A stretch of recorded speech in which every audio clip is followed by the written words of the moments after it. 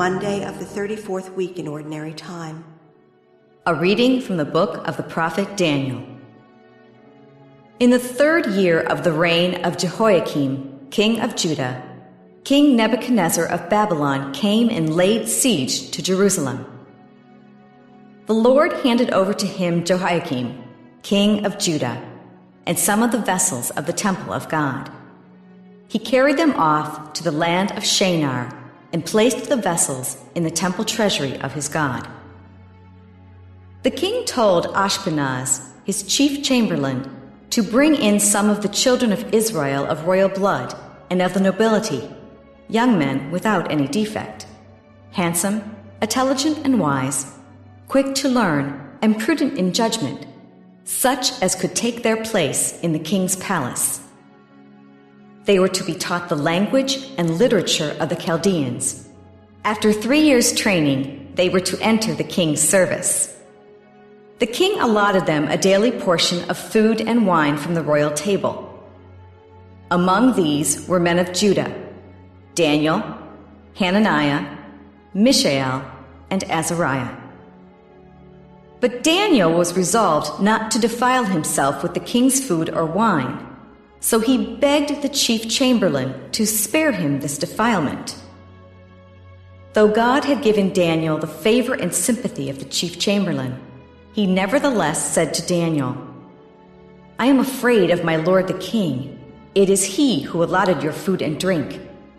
If he sees that you look wretched by comparison with the other young men of your age, you will endanger my life with the king." Then Daniel said to the steward, whom the chief chamberlain had put in charge of Daniel, Hananiah, Mishael, and Azariah, "Please test your servants for 10 days. Give us vegetables to eat and water to drink. Then see how we look in comparison with the other young men who eat from the royal table, and treat your servants according to what you see." He acceded to this request and tested them for 10 days. After 10 days, they looked healthier and better fed than any of the young men who ate from the royal table.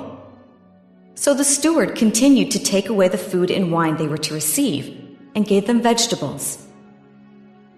To these 4 young men, God gave knowledge and proficiency in all literature and science, and to Daniel, the understanding of all visions and dreams. At the end of the time the king had specified for their preparation, the chief chamberlain brought them before Nebuchadnezzar. When the king had spoken with all of them, none was found equal to Daniel, Hananiah, Mishael, and Azariah, and so they entered the king's service. In any question of wisdom or prudence which the king put to them, he found them 10 times better than all the magicians and enchanters in his kingdom. The word of the Lord. The responsorial psalm. The response is, "Glory and praise forever." Blessed are you, O Lord, the God of our fathers, praiseworthy and exalted above all forever. And blessed is your holy and glorious name, praiseworthy and exalted above all for all ages. Glory and praise forever. Blessed are you in the temple of your holy glory, praiseworthy and glorious above all forever. Glory and praise forever. Blessed are you on the throne of your kingdom, praiseworthy and exalted above all forever. Glory and praise forever. Blessed are you who look into the depths from your throne upon the cherubim, praiseworthy and exalted above all forever. Glory and praise forever. Blessed are you in the firmament of heaven, praiseworthy and glorious forever. Glory and praise forever. A reading from the Holy Gospel according to Luke. When Jesus looked up, he saw some wealthy people putting their offerings in the treasury, and he noticed a poor widow putting in 2 small coins. He said, "I tell you truly, this poor widow put in more than all the rest. For those others have all made offerings from their surplus wealth, but she, from her poverty, has offered her whole livelihood. The Gospel of the Lord. November 27th, Monday of the 34th week in Ordinary Time. The first reading comes from Daniel 1:1-6 and 8-20. We hear about the fall of Jerusalem and how King Nebuchadnezzar brought many of the royal family, many of the educated, into exile in Babylon. He chose some of the young men to introduce them into the court of Babylon. This was very common. Members of the gentry of exiled populations would often be brought to court so that they would learn the Babylonian ways and they would be able to lead the people in their new status as an exiled population. That they would no longer hold on to their Jewish ways, but rather be willing to learn from the Babylonians. Now among those brought in were Daniel, Hananiah, Mishael, and Azariah. They're brought in, they're given new names, and they're fed from the table of the king. Now that would mean that they were expected to eat foods that the Israelites would consider unclean, pork, lobster, shrimp, things like that. They beg that they eat only vegetables. Now that's a bit of an exaggeration. What they really want to eat is just kosher food.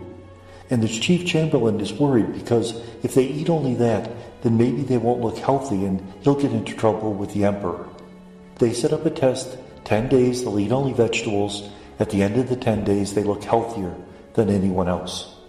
This story is to give an example of those who hold to the Jewish ways, hold to Jewish customs, and how the Lord would protect them.